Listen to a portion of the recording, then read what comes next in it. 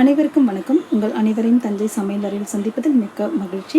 இன்றைக்கி நம்ம பார்க்க போகிற ரெசிபி ஒரு வெயில் காலத்துக்கு ஏற்ற ஒரு ரெசிபிங்க. நமக்கு உடம்புக்கு குளிர்ச்சி தரக்கூடிய ரெசிபி. வாங்க பார்க்கலாம்.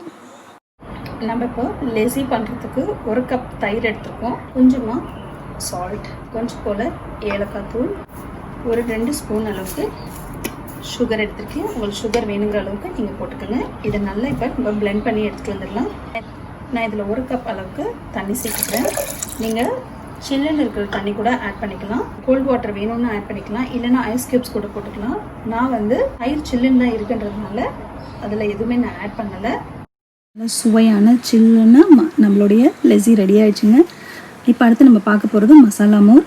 அது பார்க்கறதுக்கு முன்னாடி நம்ம சேனலை யாரெல்லாம் சப்ஸ்கிரைப் பண்ணலையோ அவங்களாம் சப்ஸ்கிரைப் பண்ணிக்கோங்க.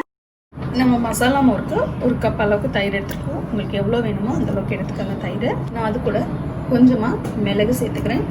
நான் காரத்துக்கு ஃபுல்லாகவே மிளகு தான் சேர்த்துருக்கேன், அதனால் உங்களுக்கு வேணுங்கிற அளவுக்கு மிளகு சேர்த்துக்கோங்க. ஒரு துண்டு அளவுக்கு இஞ்சி, நான் ஒரு கையளவுக்கு கொத்தமல்லி எடுத்துருக்கேன். கொத்தமல்லியை நான் காம்போடையே சேர்த்தே போட்டிருக்கேங்க, வெறும் லீஃப் மட்டும் எடுக்கல.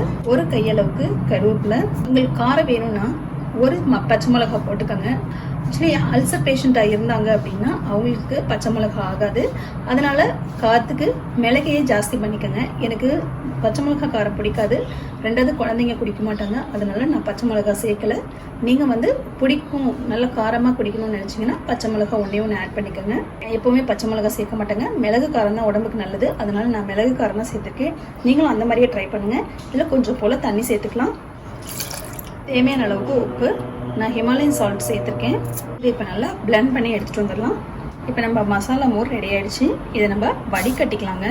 ஏன்னா அதில் அந்த கருவேப்பிலை, கொத்தமல்லி, அதோட திப்பியெல்லாம் இருக்கும். ஸோ அது எல்லாத்தையுமே நம்ம வடிகட்டி எடுத்துக்கலாம். உங்களுக்கு நல்ல தண்ணியாக வேணும்னா நல்ல தண்ணியாகவே எடுத்துக்கலாம். நான் மிக்ஸி வாஷ் பண்ண தண்ணியை இது கூட சேர்த்து எடுத்துக்கிறேன். பாருங்கள், இந்த சக்கை இருக்கிறதுனால குடிக்கும்போது தொண்டையில் கொஞ்சம் பிடிக்கும், அதனால் இதை நல்லா ஃபில்டர் பண்ணி எடுத்துருங்க. இதோட எல்லா சத்துக்களுமே நமக்கு கிரைண்ட் பண்ணியிருக்கிறதுனால அதில் இறங்கிடும். ரொம்ப வாசனையாகவும் இருக்கும் இந்த மோர். பச்சை மிளகா வாயெல்லாம் சம்டைம்ஸ் படும்போது எரியும், அதனால் நான் பச்சை மிளகாவே சேர்க்கறது கிடையாது. உங்களுக்கு அந்த காரமாக சாப்பிடணும் அப்படின்னு நினைக்கிறவங்க ஒரு பாதி பச்சை மிளகா போட்டுக்கோங்க. ரொம்ப பச்சை மிளகா போட்டு குடிக்க முடியாத அளவுக்கு பண்ணிடாதீங்க. நல்லா வாசனையாக நம்ம மசாலா மோர் ரெடியாக இருக்குங்க. அவ்வளோ குடிக்க ரொம்ப அருமையாக இருக்கும். ட்ரை பண்ணி பாருங்கள். நம்ம மசாலா மோர், லெசி ரெண்டுமே ரெடி பண்ணி காமிச்சிருக்கோம். இது உங்களுக்கு பிடிக்கும்னு நினைக்கிறேன். எல்லாருமே ட்ரை பண்ணி பாருங்கள். டெய்லி இது ஒன்று அது ஒன்றுன்னு ஒவ்வொரு நாளைக்கு நம்ம ட்ரை பண்ணி சாப்பிட்லாம். இந்த வெயில் காலத்துக்கு ரொம்பவே நல்லது உடம்புக்கு. நீங்கள் எல்லாருமே ட்ரை பண்ணி பாருங்கள்.